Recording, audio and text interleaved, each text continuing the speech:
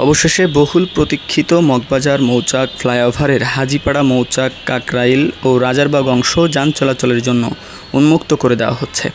আগামীকাল বৃহস্পতিবার দুপুর 12টায় গণভবন থেকে ভিডিও কনফারেন্সের মাধ্যমে এর উদ্বোধন করবেন প্রধানমন্ত্রী শেখ হাসিনা। উদ্বোধন উপলক্ষে প্রায় সব ধরনের প্রস্তুতি শেষ পর্যায়ে। ফ্লাইওভারটির নির্মাণ কাজ করা হয়েছে 3 ভাগে। 7 রাস্তা মগবাজার হলি ফ্যামিলি পর্যন্ত অংশটি 2016 সালের 30 মার্চে খুলে দেওয়া হয়। এরপর বাংলা মোটর মগবাজার মৌচাক অংশটি খুলে দেওয়া হয় একই বছরের 16 সেপ্টেম্বর। আর বর্তমানে শান্তিনগর মালিবাগ কাকরাইল রাজারবাগ অংশেও যান চলাচলের জন্য প্রস্তুত। 1200 কোটি টাকা ব্যয়ে নির্মিত এই ফ্লাইওভারটির দৈর্ঘ্য 8.25 কিলোমিটার।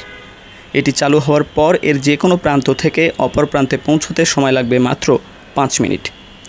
4 লেনের এই ফ্লাইওভারে ওঠানামার জন্য 15টি র্যাম্প রয়েছে। তেজগাঁওয়ের 7 রাস্তা এফডিসি মগবাজার হলি ফ্যামিলি হাসপাতাল Bangla Motor Malibagh Rajarbagh police line এবং শান্তিনগর মোড়ে ওঠানামা করার ব্যবস্থা রয়েছে এই ফ্লাইওভারটিতে। এটি রিক্টার স্কেলে 10 মাত্রার ভূমিকম্প সহনীয় বলে প্রকল্প সূত্রে জানা গেছে। 2013 সালের 16 ফেব্রুয়ারি প্রধানমন্ত্রী শেখ হাসিনা ফ্লাইওভারটির নির্মাণ কাজের উদ্বোধন করেন। দুর্ভোগের বিভীষিকার অপর নাম মগবাজার মৌচাক মালিবাগ সড়ক। এই পথে ফ্লাইওভার নির্মাণের জন্য গত 5 বছরে সীমাহীন কষ্টে যাতায়াত করেন এই এলাকার বাসিন্দা ও নগরবাসী।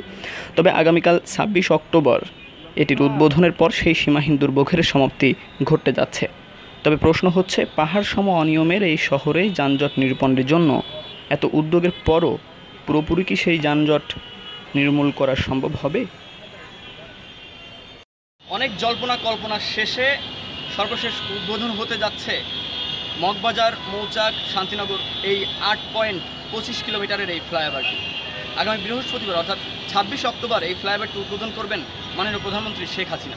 এই উদ্বোধনী অনুষ্ঠানের পরে এই ফ্লাইওভারটি চালু করে দেওয়া হবে সর্বসাধারণের জন্য। তবে বিভিন্ন সময়ে ঢাকা শহরের এই যানজট নিরূপণের জন্য বিভিন্ন পদক্ষেপ নিয়েছে সরকার, কিন্তু যানজট জ্যাম নিরূপণ করা হয় নাই। তবে এই ফ্লাইওভার চালু হওয়ার পরে কতটুকু সেটা বাস্তবায়ন হবে, সেই জ্যাম থেকে সাধারণ মানুষ কতটুকু পরিত্রাণ পাবে, সেটা এখন দেখার বিষয়।